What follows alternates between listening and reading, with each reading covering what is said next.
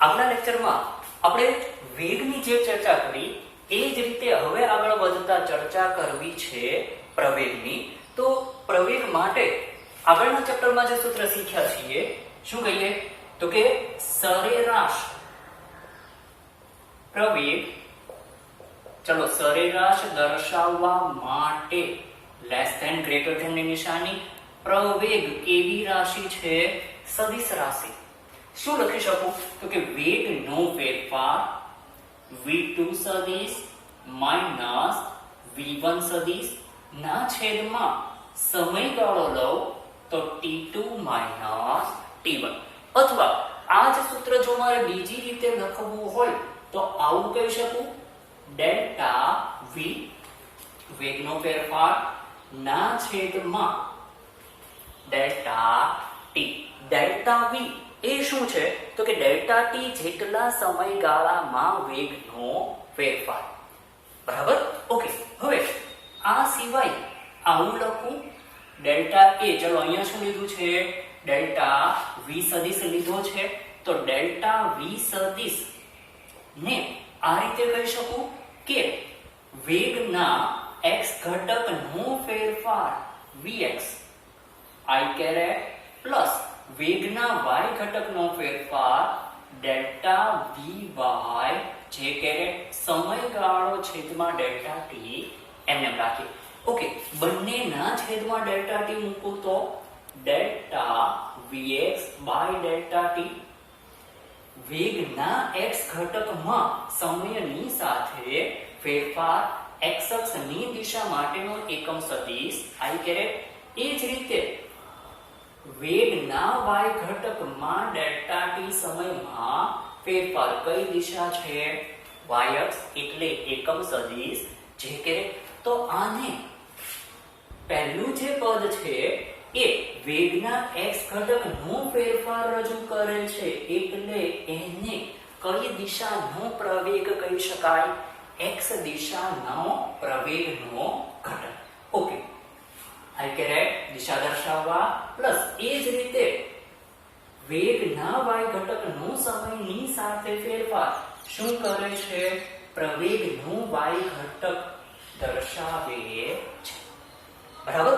પણ અહીંયા ફેરફાર કેવો રાખ્યો છે? આપણે પ્રમાણમાં કેવો ફેરફાર રાખ્યો છે?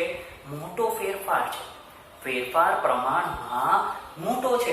જો આમાં એવું કરવામાં આવે કે સમયગાળો, શું કહું, જો સમયગાળો એટલે કે લિમિટ ડેલ્ટા t કેવો કરું છું? શૂન્યની નજીક લઈ જાઉં છું. સમયગાળો શૂન્ય એક્ઝેક્ટ શૂન્ય કરતા નથી. સમયગાળો કેવો?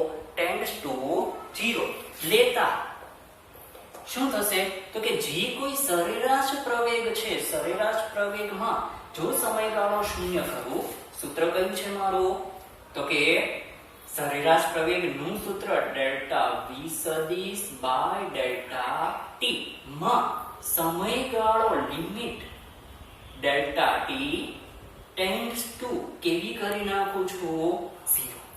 બરાબર? તો જ્યારે સમયગાળો અતિ સૂક્ષ્મ હશે ત્યારે આપણને ખ્યાલ છે કે ડેલ્ટા એટલે કે ફેરફારના સ્વરૂપે મોટા ફેરફારના બદલે શું લઈ શકીએ તો કે વેગનું સમયની સાપેક્ષે વિકલન. શું કહી શકું? dv સદિશ બાય dt. બરાબર? ઓકે. અથવા બીજી રીતે કહું તો કે તત્કાલીન વેગ. હવે જો આગળથી મેં સરેરાશ નિશાની જે હતી ને એ હટાવી લીધી છે. સરેરાશ પ્રવેગ હતો એના બદલે હવે જે પ્રવેગ મળ્યો એ મને કયો પ્રવેગ મળ્યો તો કે તત્કાલીન પ્રવેગ સદિશ એ બરાબર શું સૂત્ર તૈયાર થયું?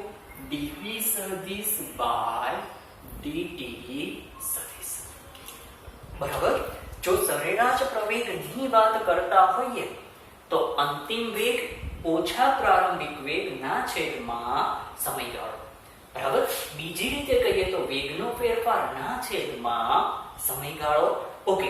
અહીંયા વેગના ફેરફારના x ઘટક, બરાબર, અને વેગના ફેરફારના y ઘટક માટે શું કહી શકીએ? પ્રવેગના x અને y ઘટક સ્વરૂપે નિરૂપી શકીએ ની સામે અહીંયા જોઈએ તો તત્કાલીન પ્રવેગ જ્યારે લઈએ ત્યારે સમયગાળો કેવો લેવાનો? તો કે સમયગાળો ટેન્ડ્સ ટુ 0.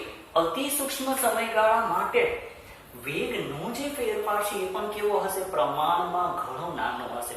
તો આવા નાના ફેરફારો જ્યારે લેતા હોઈએ ત્યારે ડેલ્ટાના સ્થાને વિકલિત સ્વરૂપે સમીકરણને લખી શકાય છે. બરાબર. હવે અહીંયા જે આપણે ગાણિતિક સ્વરૂપો લખ્યા છે એ જ વસ્તુ આપણે આલેખની રીતે મારે સમજવી છે. તો અહીંયા શું કહી શકું? તો કે વેગના ફેરફારની દિશામાં પ્રવેગ હોવાનો છે. પ્રવેગની દિશા કઈ હશે? વેગના ફેરફારની દિશા. અગાઉ આપણે જે સૂત્ર શીખ્યા, સરેરાશ પ્રવેગ એટલે ડેલ્ટા v સદિશ બાય ડેલ્ટા t, અથવા કહીએ તો v2 સદિશ માઇનસ v1 સદિશ બાય ડેલ્ટા t. તત્કાલીન પ્રવેગ એટલે સૂક્ષ્મ સમયમાં વેગનો સૂક્ષ્મ ફેરફાર dv સદિશ બાય dt નો ગુણોત્તર. ચલો આની આ વસ્તુ જો સરેરાશ, આના પરથી મારે સરેરાશ પ્રવેગ અથવા તો તત્કાલીન પ્રવેગની દિશાની ચર્ચા કરવી હોય તો એ માટે આ રીતે કંઈક આલેખનો વિચાર કરી શકું. શું કહું? તો કે માની લો કે પદાર્થનું ગતિપથ xy સમતલમાં આ રીતે છે. પદાર્થનું ગતિપથ કંઈક આવો છે. કોઈક ક્ષણે પદાર્થનું વેગ સદિશ v લો. બરાબર. ચલો બીજા કોઈ સમયે પદાર્થનું વેગ સદિશ v ડેશ સદિશ લઉં છું. હવે બંનેનું પરિણામી દર્શાવવું હોય, ચલો આ v સદિશ v ડેશ સદિશ પરિણામી દર્શાવવું તો પરિણામીની દિશા ક્યાંથી? તો કે v ના શીર્ષથી v ડેશ તરફની દિશા. કોની દિશા મેં દર્શાવી? Delta v સદિશની. ઓકે, તો એવું કહી શકું કે જે દિશામાં ડેલ્ટા v છે એ દિશા કોની થઈ? સરેરાશ પ્રવેગની. હવે શું કરું? તો કે આના કરતા અહીંયા સમયગાળો પ્રમાણમાં કેવો રાખ્યો છે? ઘણો મોટો રાખ્યો છે. સમયગાળો ઘટાડું. ચલો x y એનો એ જ વક્ર લઉં છું, પણ શું ફેરફાર કર્યો? સમયગાળો ઘટાડી દીધો છે. અહીંયા લઈ લઉં છું v ડેશ સદિશ. ફરીવાર v સદિશ ની જ દિશાનો v સદિશ દોરું, v ડેશ સદિશ ની જ દિશાનો v ડેશ સદિશ લો. બરાબર. પરિણામી જોઈએ તો ક્યાંથી શરૂ કરું? v સદિશના શીર્ષથી v ડેશ સદિશના શીર્ષ પરનો. બરાબર. ડેલ્ટા v સદિશની દિશામાં પ્રવેગ સરેરાશ પ્રવેગ સદિશ હોવાનો છે. બરાબર. હજુ પણ આગળ વધીએ. શું કરું છું? સમયગાળો અતિ સૂક્ષ્મ કરી નાખું. સમયગાળો અતિ સૂક્ષ્મ. ટેક્સ્ટબુકમાં જોશો તો આપણી છેલ્લી આકૃતિ છે. બરાબર. અહીંયા આ જ વક્રમાં સમયગાળો અતિ સૂક્ષ્મ એટલે બિંદુઓ જે મેં દૂર લીધેલા છે એ કેવા કરી નાખું છું? એકબીજાની ખૂબ નજીક છે. બરાબર. તો વેગ સદિશ ગતિને દોરેલા સ્પર્શકની દિશામાં, જ્યારે પ્રવેગ સદિશ આવી કંઈક દિશામાં મને મળવાનો છે. અહીંયા જે પ્રવેગની વાત કરી એ પ્રવેગ કેવો થઈ ગયો? તત્કાલીન પ્રવેગ. જ્યારે અહીંયા સમયગાળો પ્રમાણમાં કેવો છે? મોટો છે. ગતિપથ પર એકબીજાથી દૂરના બિંદુઓ છે. બરાબર. તો પરિણામે જે પ્રવેગની દિશા અથવા પરિણામી વેગની દિશા છે એ અહીંયા ડેલ્ટા v સદિશ આ દિશામાં, પ્રવેગ એ દિશામાં, અહીંયા ડેલ્ટા v સદિશ ની દિશામાં સરેરાશ પ્રવેગ. જ્યારે અહીંયા જોઈએ તો v સદિશ એટલે વક્રને દોરેલ સ્પર્શકની દિશા. વેગ હંમેશા કઈ દિશામાં હશે? xy સમતલ અથવા જ્યાં કંઈ પદાર્થની ગતિ થાય છે એની જે વક્રતા છે એને સ્પર્શક દોરો તો એ દિશામાં તત્કાલીન વેગ હોવાનો છે. બરાબર. તત્કાલીન વેગ સાથે પ્રવેગ કંઈક આ રીતે મળશે.